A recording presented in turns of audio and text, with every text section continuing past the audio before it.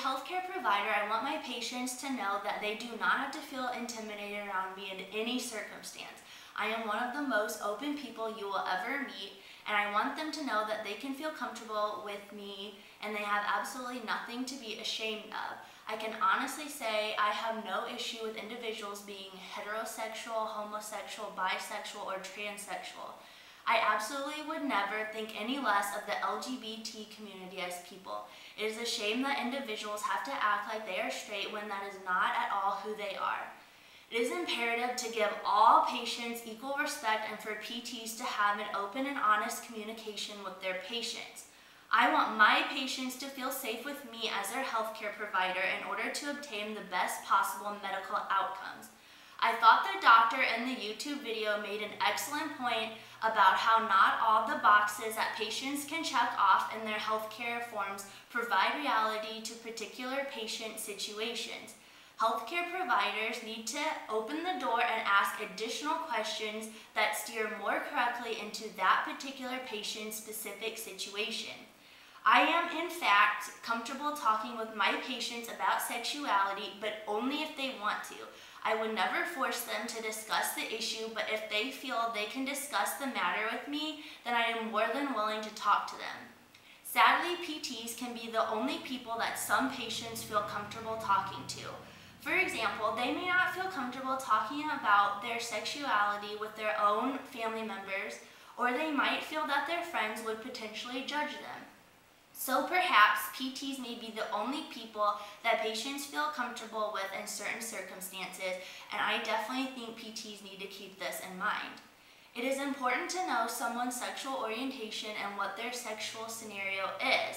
These are all part of basic bodily functions that are required for maximum quality of life. Also, never assume someone is gay, even if he or she fits the most stereotyped qualities. You just never know, so you should absolutely never judge. I would absolutely be willing to inform patients who are disabled to talk to their doctor about having sex. I would also encourage them to do some independent research on their own.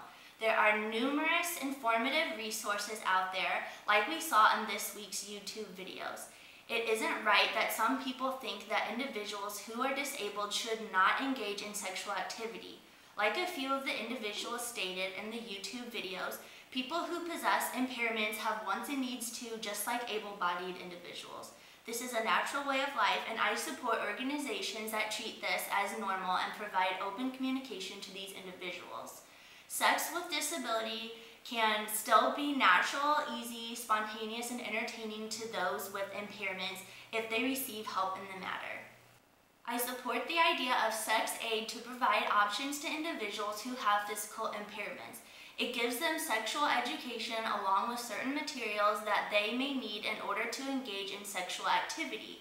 For example, a gentleman on the YouTube video said he was given a special bed due to his physical impairment, but his wife does not also fit in it with him.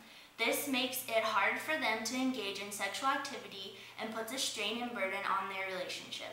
Sexual aid may be able to help in this kind of situation. So to wrap this up, some of the best take-home points from this week's course content are that we need to provide a humanitarian response to a human being. Empathize with your patients. Let them know that you care to understand who they are. Be open to being educated about the right words to use.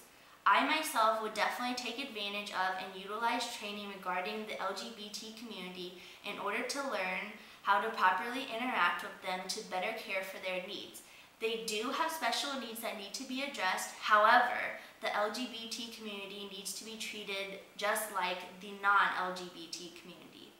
Further questions still need to be asked without being afraid of what the answers will be and without providing certain unpleasant facial expressions or surprise reactions. I would never want to be responsible for the feelings the patients felt in the YouTube videos, such as being turned away or referred to another healthcare provider. These patients need to be accepted for who they are.